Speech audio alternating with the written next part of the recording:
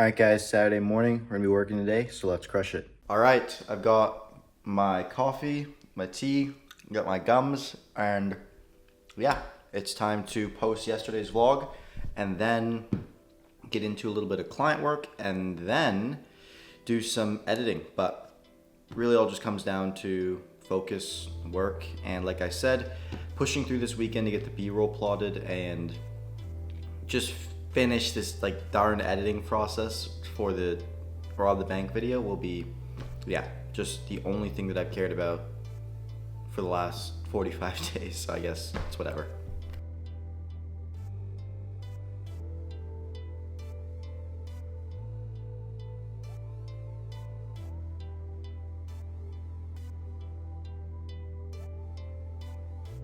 All right, so plan for today. Just finished my whole ramp up, as you can see, remaining very consistent with this, honestly. I'm quite happy. You can see it's all green throughout the entire month, so that's super solid. But when it comes to plans for today, just blur out two clients things. But I have to do 2 client videos there. I'm doing my ramp up, which I just completed, to upload my vlog from yesterday, and then I just have to edit, and that is literally all. It's pretty late. It's actually around noon. For whatever reason, my body decided to pay my sleep debt even though I went to bed at 10 p.m., which is odd. However, I'll just assume my body needed it, and my plan now is to edit until probably around 8 p.m. I mean, like not on my video, but also client videos. Probably get about 5-6 hours of editing done on my video. And then I want to go for a run. And then when I get back from my run, I want to do a bit more editing.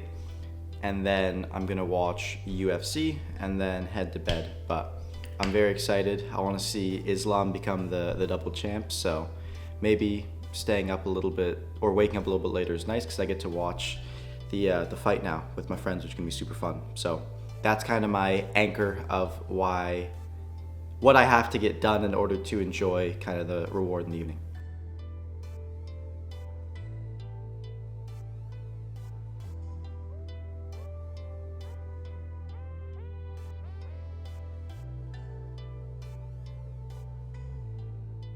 All right, boys, I just finished my run. Pretty good, nothing crazy. It's kind of just the standard practice for my run. Run about 3-ish K out and walk back. Maybe a little bit of run at the end. But that's kind of the sweet spot where I can do it every day and not get tired. Because, for example, if I went and did 10K today, the next day I would have to sleep more. And I already have a pretty, I guess, wonky relationship with sleep to begin with. It's probably the biggest reoccurring, I guess, setback that I have. I wouldn't necessarily call it an issue because, again, it's pretty much like you're loaning out energy when you don't sleep to do something. So really, you're not actually losing any time, you're just losing the structure of that time, and then also by lieu of that, also usually just like the quality of what you do at that time. So I guess it is an issue, but it's not one that I think is pressing. I've done the Whoop band, sleep tracking, all that stuff. It just makes life more complicated than it already is. So I'm really not too big of a fan of that.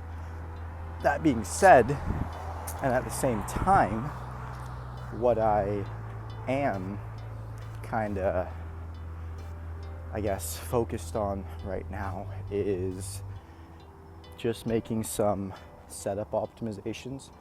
So for my computer in the near future, I need to soup up my RAM card, go from 16 gigabytes, which is a big problem right now, up to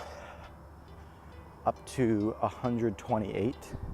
So instead of getting, I'm going to replace the 1 stick of RAM that I have right now with 4 other sticks of RAM, and that will kind of make my computer a beast. And then after that, I just might need to slap on another SSD, like a little 2 terabyter, and with that I should have more than enough storage for any working project in the nearest future. That being said, my current setup for my computer is a, like I said, 16 gigabyte, and then I have a 500 gigabyte internal SSD, and I'm pretty sure, yeah, it's an NVMe, I think it's called, which means it's good. It's one of the fastest processing read speeds that you can get, but it's only 500 gigabytes, which makes it a problem for storing my project. So the way that I'm going to organize my current project, and I really tried to just thug it out on my disk, my hard disk D drive, but it didn't work. And it's been just like a reoccurring issue, especially in the last day or so, as you guys have probably seen on the vlog. So what I'm gonna do is, I'm actually on this run. The only reason I decided to work out today, even though I wasn't planning to, was because I began transferring all the files over to my external SSD, and hopefully it's back by the time I'm home. I have like a little monitor screen share on Discord, so I've been checking in, and it's getting there. But with that, I should then be able to, assuming it copies all right, which is a big assumption because the last time it didn't work that well, but assuming it copies over properly, what's then going to happen is I can do a test check. Test check goes all good. Then I'm going to delete all of the files on my D drive, which is, again, pretty nerve-wracking because you want to, like, you don't just want to delete things on a project this big, but in my situation, it's literally a necessity in order to actually have my computer work. So it's a bit of a sticky situation, but I'm gonna have to delete the files. And then after that, I should be able to now go ahead and edit much more smoothly. And if I'm still running into issues, probably when I'm doing the effects and going back through and editing, which I imagine I'll probably begin running into lag issues again, just because my memory is so low. I don't know how much of a difference it's gonna make, but instead of just using different sequences within one project, I'm gonna actually make different projects on Premiere to do the editing. Again, I'm not sure how big of a difference that makes, but we're gonna try it. And I know that's how they edit movies. I actually didn't know that until my friend told me today. So with that knowledge, what I can do is hopefully get a smooth playback and working experience, and then I will be in kind of the green until I make that big RAM upgrade, because that's honestly the biggest thing. So yeah, really, again, my mindset is the same. I'm still trying to thug this project out and just make something work for it. But if I can get through this one, I can definitely get through the next one much easier, because now I know what to expect and I can also plan for it. Like I've talked about extensively, my entire B-roll process is going to change for the next video, so it will be much easier. But yeah, that's kind of the yap as to the biggest things working on with the video. And like, now that I've done a thorough explanation of it, you probably understand like how nerdy this stuff really is. But that's kind of the hidden tax behind making videos that are much larger that I would have never known about. So yeah, things are going along there, and having like a smooth editing experience is such an essential for creativity. Like, I always used to think people were like sissies for saying that. Is like, oh, you really need this overkill of a setup and like instant load speeds to work.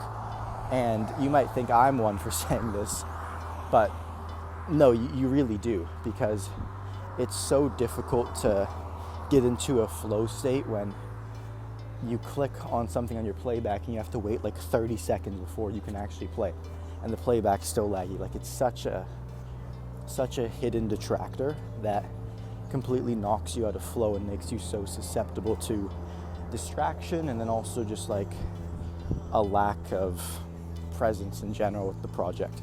So there's kind of some thinking there. Beyond that, I'm just trying to think about updates to give you guys.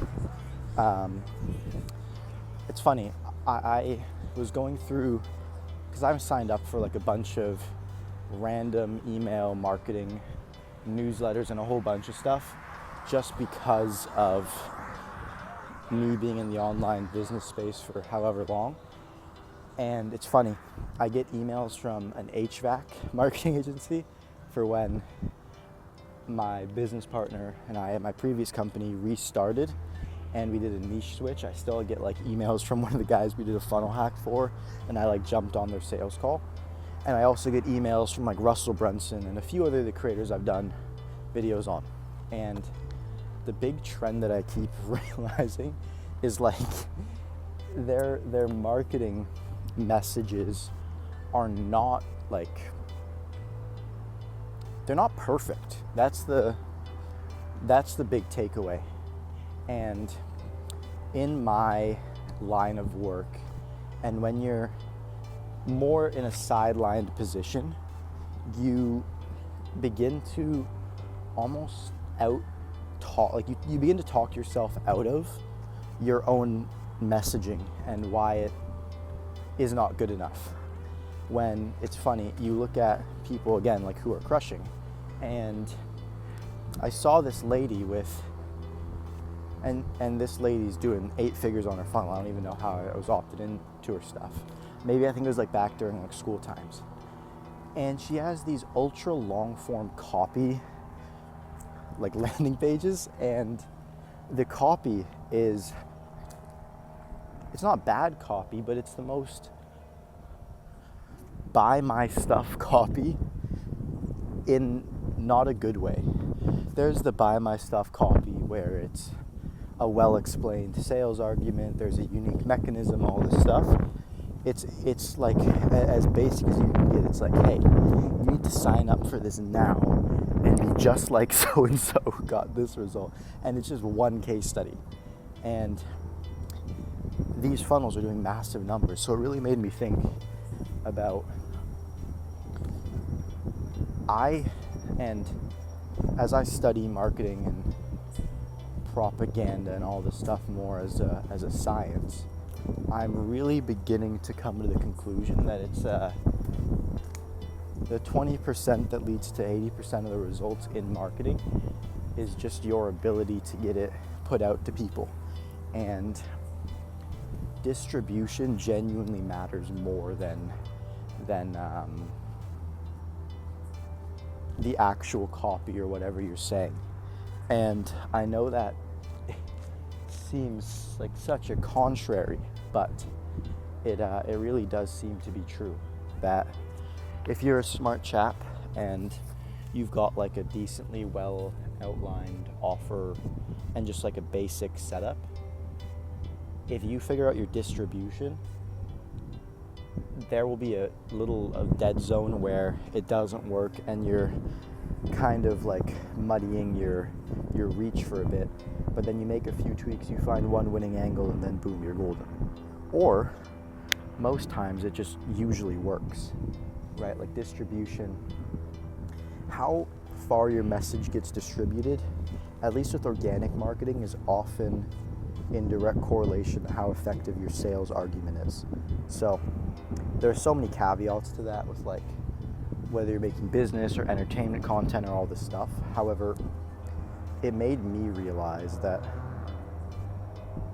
the biggest, like I looked at, and I don't have the numbers tracked or anything, but over the last whatever year or so, I've closed at 70% or something. Maybe not 70, but it's above 50%. And the realization there is that's not a good thing. That's not me flexing. That's me having an observation that I've clearly not done enough mass, because anything above a 50% close rate, you're either like the best person in the world if you can maintain that for any significant time period, like 6 month, 12 month, or you just don't have enough volume. And I'm the latter case scenario. It's genuinely, I just don't have enough volume regardless of a working angle. So it really makes you think like, wow, I must be doing everything else in the process wrong to not be getting results there. So that's kind of the skew and reflection to, and there's also a gentleman I spoke to yesterday is like the same thing. It's never really about the sales argument as much as it's just about like your delusional ability, and it's not even delusional at a certain point because it works, but your ability to just distribute and ask is really the correlation between how much money you make. And distribution's often the part, like people don't solve their business problems in a linear fashion. And there are some case scenarios where that makes sense, but if you're trying to grow and you're not making money, you have to solve your business's problems in a linear sense of like where does the journey to somebody becoming a customer start? And for most businesses, that is a foundation of the product and what you're doing, market research, all this stuff. But after that, and I don't mean a refined message, but just a message, after that it really just is about getting it out to people.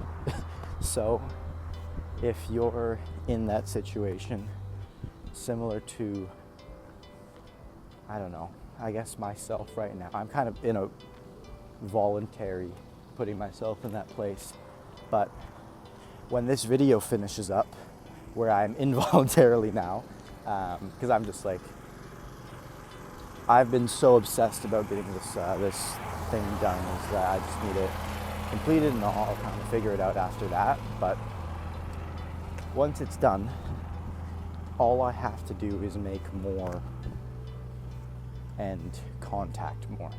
So I'm going to be doing a little bit of a sprint on the business channel, and I imagine what my days will now look like is, regardless of time that I wake up at, it will be my initial kind of morning routine and start you guys see me do, which takes me about 20 minutes.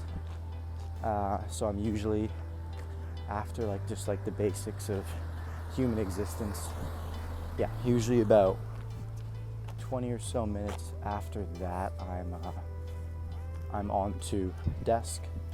Then after that point, it goes into probably a few hours to just, I mean, it depends. This is where it gets kind of sticky. So I'm thinking this out live. Maybe 1 to 2 hours of client stuff.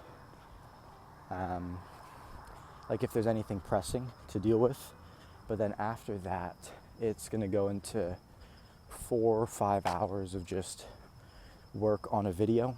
So whether on my main channel video that's editing, whether that's thumbnail, script research, then after that, it goes to like this window that's completely dedicated to client work. So usually as I'm sitting down for lunch, so around 12 to 3 is also when I'm doing all my client work, because that's like the prime time to reach people, get posts out, all that stuff. And then after that, it goes into kind of the evening session, which I think the most impactful thing to do during that period of the day is just going to be more editing. And then if I have to also do recording. So it's funny, but editing is such a time-consuming part of the process that for me right now doesn't make sense to hand off, at least for my main channel videos. And the business channel videos, I'm not posting frequently enough to pay somebody else to edit them. And because of that, me just learning how to edit and produce my own videos, like I said, it gives me a very big moat on other creators because I can see insights that other people can't. It makes me better at doing content because I understand every part of making a video more intimately. And then after that, it also just, it doesn't necessarily speed things up, but it gives me more control over the speed at which things are done. So when there is something that needs to be gotten out fast, I can just take the helm and just go Rambo on it. So that's one of the keys of editing stuff yourself. And there's always the inherent drawbacks of it, but yeah, now I'm gonna get home, and after that I will see if this file's ready to go and see if we can get this transfer to fix the lag. All right, guys, no fancy time lapses, not fancy at all, but no time lapses so far for today, but I've just been working on the video. I'm very excited to begin selling pretty aggressively on my business channel. I'm gonna do a pretty aggressive ramp up, I'm thinking, with more frequent posts than I usually would. I've also gone ahead and set up a second monitor for just all of the media storage, because that's been something that it's been kind of crowded. I decided to bring back the main monitor, even if it's kind of broken. We're just gonna have to thug it out because this screen's so valuable now that I've done this for specifically editing. So I'm really a second monitor hater for anything else other than editing, but I'm doing a lot of editing, so I guess it makes sense. And you kind of feel like you're operating a spaceship. Like, this is sick.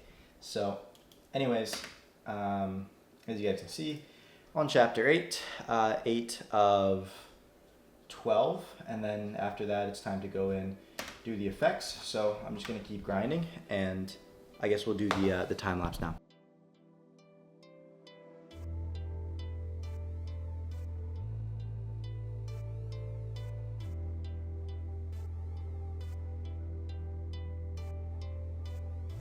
Alright guys, I'm almost going crazy. It is 3:41 a.m. and I've literally got to do no editing because I've just been learning everything about my computer to try and solve the problem I was talking about on my run. This might be our moment of truth. I really pray on the broken monitor. Pretty much what we're gunning for. So this is looking good right now. You can see, so we turn it on. You can see the E drive. Okay, so you can see the E drive is being put to a lot of work here, which is good because this is fast read speed. This is where things should be caching, so it's good. And this is 0%. We want, if this stays low, we're in a really good spot. So now we're here. This is the moment of truth, baby. So we go use media browser, locate files, no, locate, and we're gonna go T9, boom, copied, rob the bank, da-da-da, select, pick a random one, boom, come on.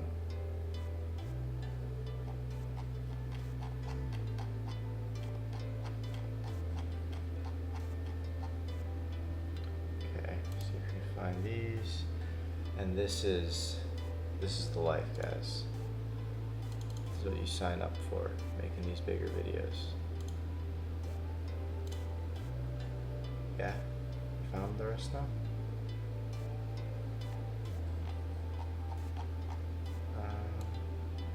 So it got all of these videos, which is good, but it seems to be missing all of the ones here, which I'm confused about. So I'm gonna try. Okay, What if I turn on the media browser to locate the files? And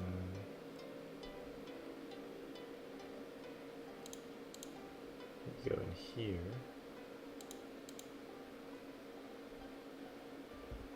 And we pick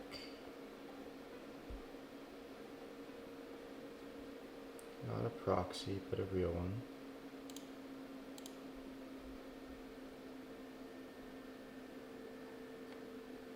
Okay, it's got the ones, some of the eights.